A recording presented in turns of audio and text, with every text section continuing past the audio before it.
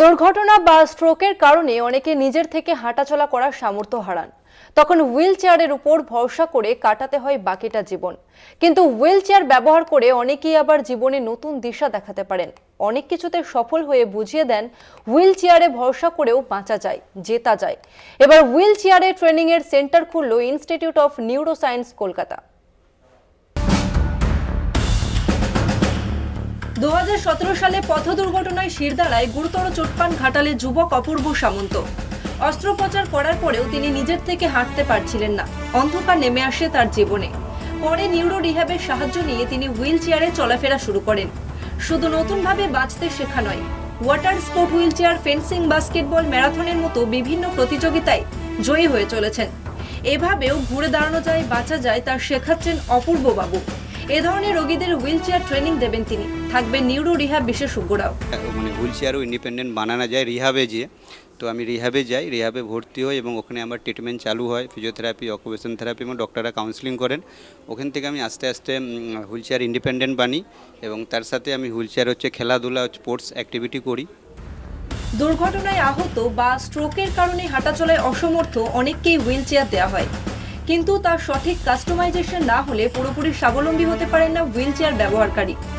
Institute of neuroscience এমন একটি wheel chair training এর সেন্টার বুধবার চালু করলো, যা আধুনিক হুইল চেয়ার দেওয়ার পাশাপাশি কিভাবে তা ব্যবহার করে স্বচ্ছন্দ হওয়া যায় তার ট্রেনিংও দেওয়া হবে। সেই সঙ্গে তারা যাতে হুইল চেয়ার ব্যবহার করে জীবিকা পালন করতে পারেন তারও ট্রেনিং দেওয়া হবে। ধরুন কারো হয়তো সাইজ কীরকম, ওয়েট কীরকম, তারপরে কাস্টমাইজ হয় না, একই টাইপের হুইল চেয়ার সবাই হয়, তাতে ঠিক ইন্ডিপেন্ডেন্ট হতে পারে না। সুতরাং ইন্ডিপেন্ডেন্ট হওয়ার জন্যে এই কাস্টমাইজ হুইল চেয়ারটা খুবই মানে প্রয়োজন, কিন্তু সেটা ইন্ডিয়াতে কোথাও নেই। তো এই হুইল চেয়ার ট্রেনিংটা আইএনকে এই প্রথম মানে হোল ইন্ডিয়াতে আমরা শুরু করছি। আমাদের দেখে দেখে হয়তো অন্যরাও দেখবে যে এটা তো ভালো জিনিস, ওরাও করবেন। সেটা হচ্ছে আমাদের উদ্দেশ্য এই হুইল চেয়ার ট্রেনিংটার। এবার একটা জিনিস বুঝতে হবে, এই হুইল চেয়ার ট্রেনিংয়ের জন্য জাস্ট আমরা একটা হুইল চেয়ার দিলাম, তাতে বসেই যে পেশেন্ট মানে ট্রেন করবে সেটা নয়।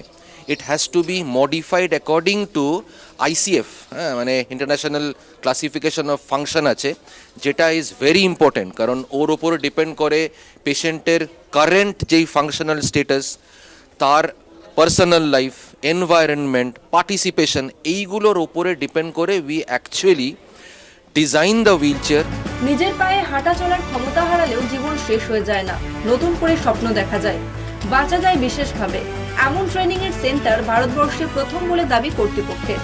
ক্যামেরায় সুবীর ঘোষের সঙ্গে নিমাই পান্ডার রিপোর্ট, কলকাতা টিভি।